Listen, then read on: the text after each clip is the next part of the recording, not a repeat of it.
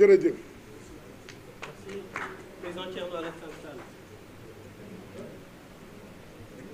salaamaaleykum mbokki Sénégal, Sénégalais du Sénégal, de la diaspora, où que vous soyez, surtout ñu nekk diaspora xam naa ni seen xel yëpp mu ngi ci réew mi et ils ont très peur et ils sont beaucoup plus préoccupés par ce qui se passe dans le pays que nous-mêmes qui le vivons en direct. Parce que boo nekkee bitim réew di dund su sori da ngay gën a nekk ci njàqare. Président Macky Sall dafa ne moom ak ñooñam ñu nekk CEDEAO que Burkina Faso dañ ko war a sanctionner parce que dañu war a waxe kan la ñuy war a dem élection. Que Niger junte bu fa nekk dañ leen war a sanctionner parce que war nañu wax kañ la ñu war a dem élection. te Burkina Faso, Niger ak Mali moitié wu pays yooyu ay fippu dañ ko nangu. C'est des pays en guerre. Récemment, il est allé en RD Congo pour l'inauguration du président Tshisekedi. C'est un pays en guerre et il y a eu des élections. La CEDEAO, avec certains chefs d'État, ont exigé des pays en guerre et ont soumis à un régime extrêmement sévère des pays en guerre pour qu'il y ait des élections. Dans ce pays, le président Macky Sall lui-même l'a dit, pas plus tard que quand il recevait récemment les recalés, mu ne leen que le conseil constitutionnel dogal man mënuma ci dara wéyal rek moo ci am moo ko wax walla waxu ko moo ko wax récemment ba mu recevoir les recalés. Il a dit que ce que le conseil constitutionnel a décidé, il n'y a pas de recours. ba mu nekkee mandatam dig Sénégalais yi dina ko wàññi de 7 à 5 ans mu ne mënuma ci dara te boobu mënoon na démissionner mu ne mënuma ci dara parce que décision conseil constitutionnel amul recours. ma yokk ci ni moom moo waat ni day aar suñu constitution. Article 103 constitution ni amul benn prox ndoll boo xam ne mën nga fa jaar pour yokk su mandat bi benn fan. du moom du ñun ñoo ko koy may walla tere ko ko du moo koy may boppam walla tere ko ko. constitution bi nga xam ne moo ko may kàttan ak doole muy digle force de défense yi di jëfe ñeneen di jëfe constitution boobu moo ne mandat bi 5 ans la te kenn mënu ko réviser. du parlement du moom du keneen.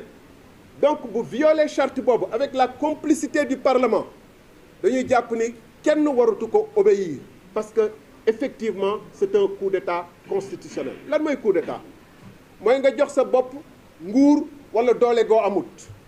bu fekkee ni constitution bi nee na le 2 avril nga yem te yow si sa wàll bopp nga wax ko waxaat ko ñu bëgg par des voies totalement illégitimes anticonstitutionnelles prolonger ce mandat-là avec la complicité d'un parlement, c'est un coup d'État, c'est de la haute trahison. C'est ça la réalité. Et il faut le dire le plus clairement possible pour que les Sénégalais comprennent ce qui se passe. Il y a eu beaucoup de campagnes de préparation de ce coup d'État. Di wax ay dañu war a reporter avant même que le Conseil constitutionnel fixe la liste. Avant même les parrainages, commencé woon nañu di ruumanaat nañu reporter élection yi. ñoom ñoo xam lu tax ñun ñëpp xam nañ lu tax wax ko fii day gudd waaye yàgg nañu waajal reporter élection yi parce que musul préparé wu pour jóge ci fauteuil bi loolu mooy vérité bi. donc bu ñu tollee fii tey mu ne day def loo xam ne constitution bi mayu ko ñun amuñu d'autre choix. Si nous sommes un pays d'hommes libres et dignes, si nous sommes les dignes héritiers de notre démocratie et de ceux qui se sont battus pour qu'il y ait la démocratie dans ce pays, si nous sommes les Sénégalais fiers et orgueilleux dont on parle, nous n'avons d'autre choix que de battre campagne électorale et de lui dire que ce n'est pas à lui de nous imposer avec un décret qu'il sait lui-même illégal. Parce que quand il a dit que je vais prendre un décret, il dit sans préjudice de ce que le Parlement décidera. Naka ngay jëlee décret te xamoo sax Parlement ndax dafa nar a rejeter loi constitutionnelle bi am déet. Mu ne sans préjudice on arrête la campagne électorale.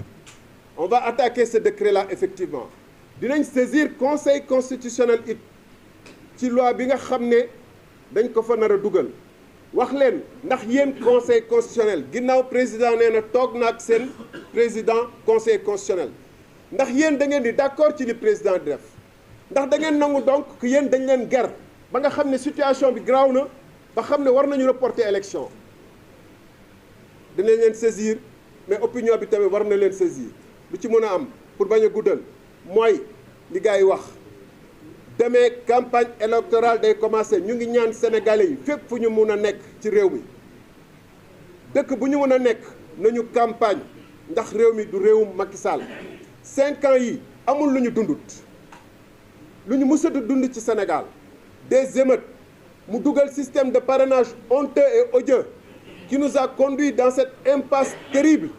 Tout cela, tout ce qui a détraqué notre démocratie, c'est le président Macky Sall qui est à l'origine avec des appels répétés au dialogue yoo xam ne fu muy mujjee mooy rendre encore la démocratie sénégalaise plus malade, plus fragile, plus minable.